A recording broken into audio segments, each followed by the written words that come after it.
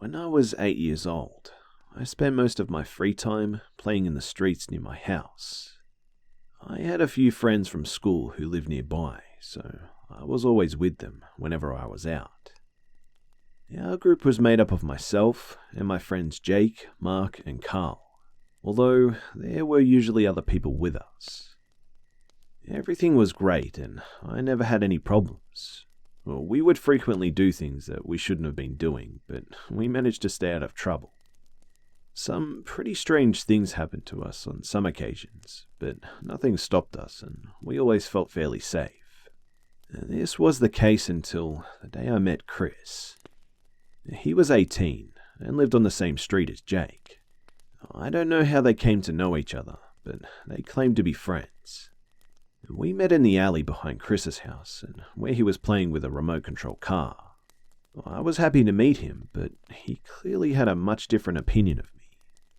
On the day I met him, I was only with Jake, so I wanted to stay with him rather than going home. However, I wasn't given much choice, as Chris told me to get lost and threatened to set me on fire with a lighter he had. Jake wouldn't back me up, so I just left, feeling sad because Jake was my best friend. As I reached the end of the alley, I looked behind me and I saw Chris setting his car on fire. He looked up at me, and my 8-year-old self could see the hatred on his face. This scared me, so I ran the rest of the way home. I didn't see Chris again for a while, and I made sure to avoid going near his house. Unfortunately, this didn't last though, despite my best efforts. This second time I saw him, he was riding his bike down the street with a bunch of other people who seemed to be about the same age. He swore at me as he passed, and the people with him did the same. Every day, he did exactly the same thing, but he and his gang would chase us down and crash into us. Every day, I would have new tire marks on my legs from where I was hit. For some reason, Chris had decided that he would terrorize and bully all of the kids in the area. I stupidly decided to continue as if everything was fine and didn't tell anyone about what was happening. Things continued to get worse, and in one encounter with Chris, he chased me down the street with a sledgehammer and threatened to kill me if he caught me anywhere near his house. For some reason, this still did not deter me too. Not long after that, Chris attacked me with a whip and forced me to carry large stacks of bricks and build a ramp for him to jump his bike on.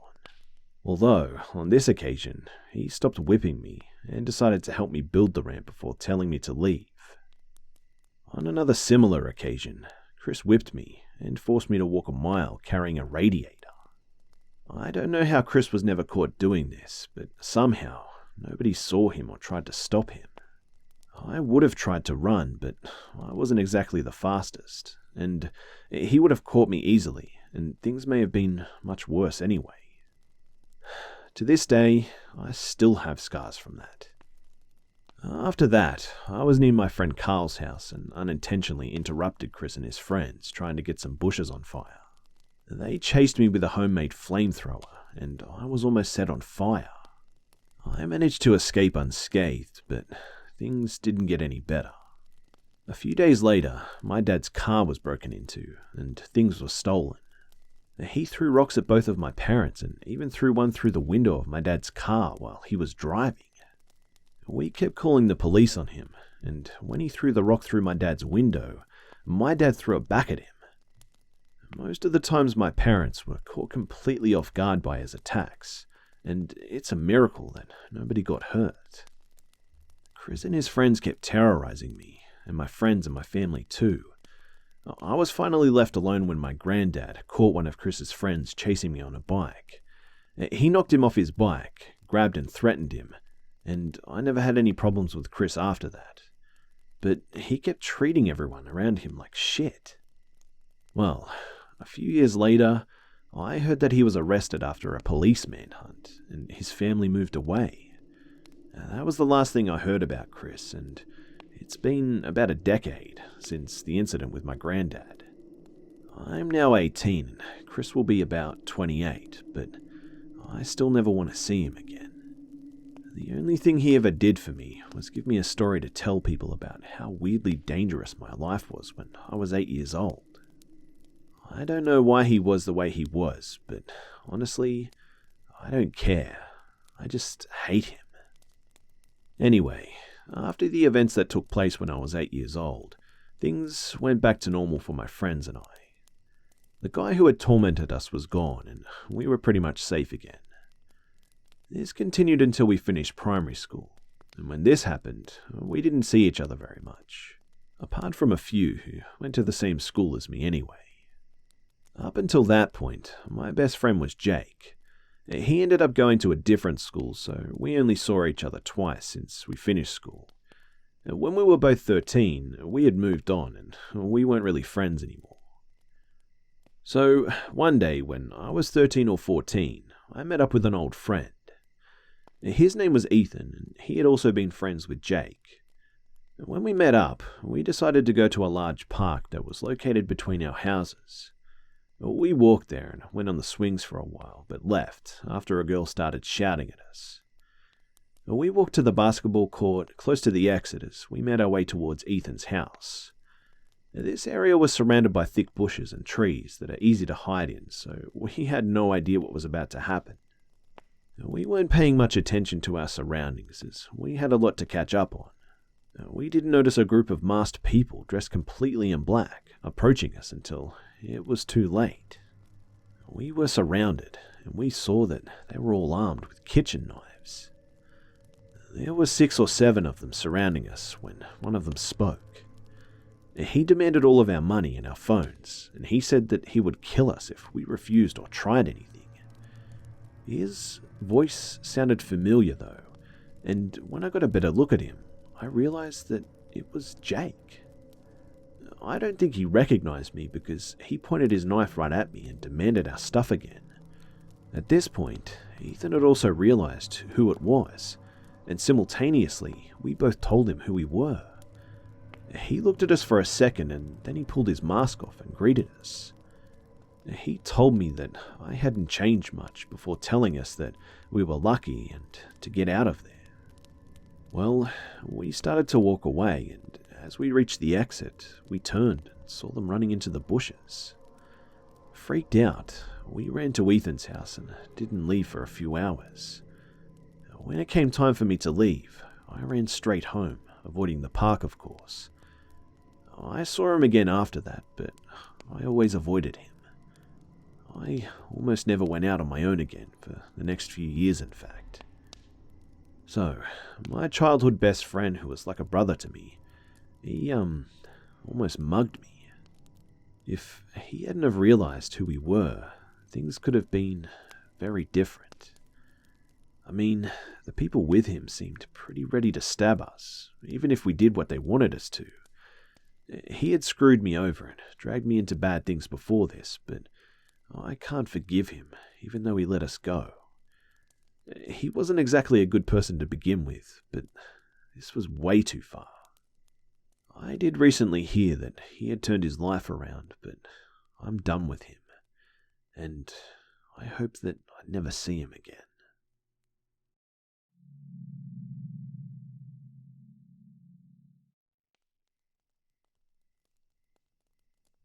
I've been wanting to tell this story for a long time.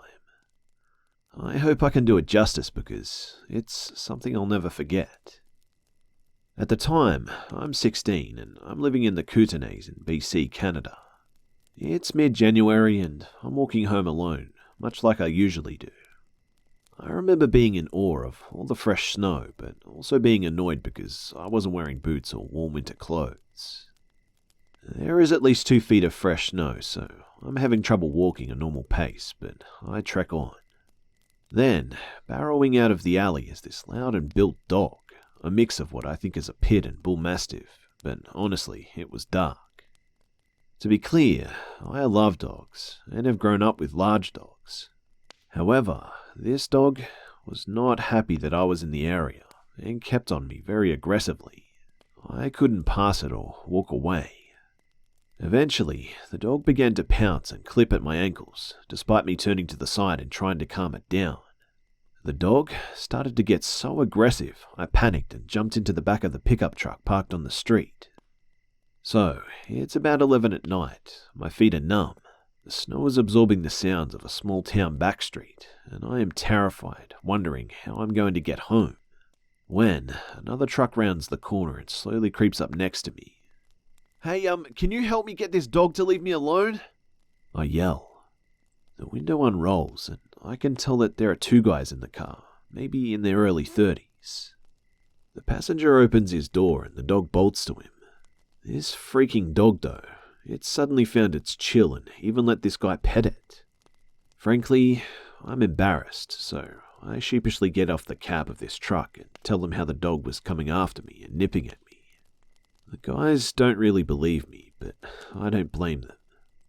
"Hey, do you live around here? We could give you a drive home." This is a kind offer, but kind of odd since I can tell by the size of the small beat-up work truck that there is only clearly 2 seats. I appreciate that, but I'm alright, thanks," I reply. "No, seriously, we'll drive you home." He said this so seriously that a red flag went off in my brain. I immediately felt unsafe again. Growing up in this small town, being a young flamboyant guy was not easy, and I was always very hesitant to mingle with other guys due to previous verbal and physical attacks. I again thank him for the offer and go to turn away, but his tone completely deepens and he barks. "Just get in." I felt like I was floating. I glided through the snow and across the street, and as quickly as I could, making my way across the corner of someone's lawn to cut turns to distance myself. The driver crept forward for a moment, but then sped off into the night. I made it home, numb and shaken. I try and explain to my parents what happened, and they assume that I was being dramatic or making a big deal out of reading something wrong. But the man's anger in his voice conveyed intentions that make me thankful for not getting in.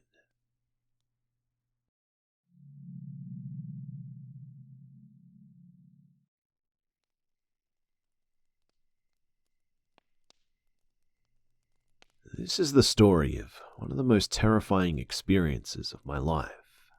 I live in a small city in a small country in the South Pacific.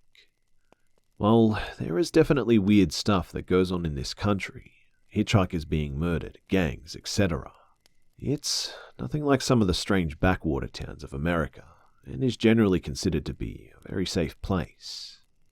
I'm a female, and this happened last year when I was 24. I sometimes go for walks late at night when I can't sleep, and as I live in an apartment in the middle of town, I walk in areas that are very well populated in the day and weekends, but deserted on weeknights. One night I was feeling particularly down in the dumps and couldn't sleep, so I decided to go for a walk. I walked up a long empty street and then around the block and made my way back down one of the busier streets during the day, but being around 2 a.m, it was dead. Even though it was brightly lit, it still had an eerie feeling of emptiness. When I was a few blocks away from my apartment, I saw a guy standing on the footpath up ahead. Nothing unusual, but he looked at me as I approached like he wanted to talk to me. As I passed him, he handed me a pamphlet, and being the overly polite person I am, I took it. As I walked away, I looked at the pamphlet and saw that it was some kind of Christian thing. It was weird that this guy was out at this time of the night, handing out pamphlets, but I just thought whatever and continued on my way. I got to an intersection where 5 streets meet, and is one of the busiest in the city. I pressed the button, waiting for the signal to go green so I could cross. There wasn't any traffic, but I wasn't in a hurry, and due to boy racer cars which speed through the city at night, I decided to wait for the signal.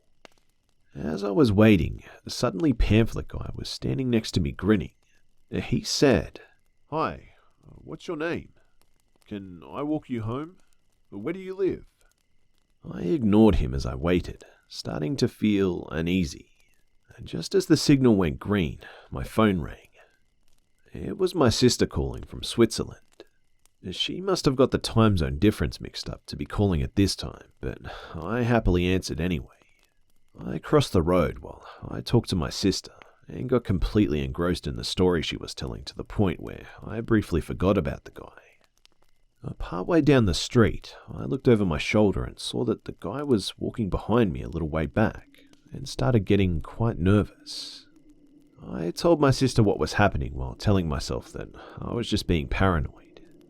I got to the front door of my apartment building and saw that the door was standing open.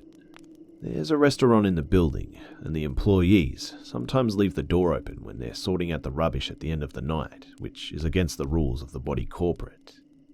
I pressed the button to the lift, and just as I got in and turned around, I saw that the guy had come through the open door and was sprinting towards the lift. The door closed just as he was reaching the lift while I repeatedly pressed the button to close the doors, silently panicking. Despite the fact that I could hear the button outside the lift being hurriedly pounded on, the lift thankfully lurched upwards and a huge wave of relief washed over me. I told my sister what was happening and she said to hurry to my apartment and to lock the door. The lift stopped at my level, the third story, and I got out and walked to my door. I fumbled around for my keys as my hands were shaking. Just when I got them out, the door which leads to the stairs swung open. It was the same guy. He must have seen which floor the lift stopped at and ran upstairs to my level. I jammed the key in the lock and shoved my way inside, but before I could close the door, he stuck his foot in the door. I screamed and pushed as hard as I could, slamming the door as hard as I could on his foot. After several slams, he pulled his foot out, and I managed to close and lock the door, putting on the chain. It was then that I realized that in my panic, I had left the key in the door on the outside. I watched through the peephole and saw him look down and take the key out of the door. And then he stared at the peephole with a creepy, twisted smile on his face. Even though I knew he couldn't see me, it felt like his gaze was boring a hole straight into my mind. I was so scared that I just froze with my sister still on the other end of the phone, which was now lying on the floor. My heart was pounding faster and harder than I've ever felt before. And I could hear a rushing noise which seemed like it came from inside of my head. After what seemed like 10 minutes, but was probably around 1, he turned and walked to the door to the stairs. As he opened the door, he turned back, looking straight at me and held up the key, swinging it back and forth and grinning. And then he disappeared through the door. I started crying and picked up the phone, explaining what happened to my very worried sister. She told me to call my mum and stay with her for the night, which I did. Of course, the next day I got the locks changed, but I'm still terrified that he'll come back and try the key. I called the police as soon as he'd left, but despite there being CCTV footage of him in the building and taking fingerprints of the door handles, they were never able to identify him. All the residents of the building were made aware as soon as possible. He was featured very briefly on a TV show to see if any members of the public could identify him, but still, nothing. I didn't bang on anyone else's door because mine is at the end of the hallway from the stair door and down an extra bit of hallway with just my door. Yes, I know, I did everything wrong. I was very complacent, and street smarts is not my strongest point. I honestly just didn't realize how much danger I was in. I mean, since he was reasonably far away from me when I last saw him before I entered the building, I just didn't think that he was going to follow me inside. This kind of thing just doesn't happen much where I live, but I wisened up very quickly after this. I can't remember exactly what was on the pamphlet. I found it in my pocket of my jacket about a month later and threw it out immediately. But all I can say is that it looked pretty professional, given the circumstances.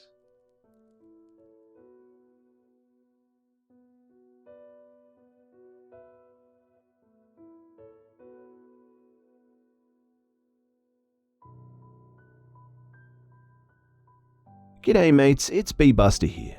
Well, I hope you guys enjoyed the video. Thanks again to the Hive members that bravely shared their stories for us all here, and I hope you guys are all doing really well. For the chance to have your story feature in a video, you can send your story to my email, which is in the description below. If you would like more scary stories too, you can click on the card at the top right of your screen or on one of the annotations on your screen right now. As always guys, it would be awesome if you could like, share, comment, and subscribe if you're new. Don't forget to follow me on Facebook, Twitter, and Instagram for updates throughout the week. And also, if you would like content early and completely advert-free for as little as $1 a month, feel free to click on the link to my Patreon account and sign up there for regular MP3 format stories. Thanks again for tuning in and for all the love as always guys, and I'll see you mates in the next one.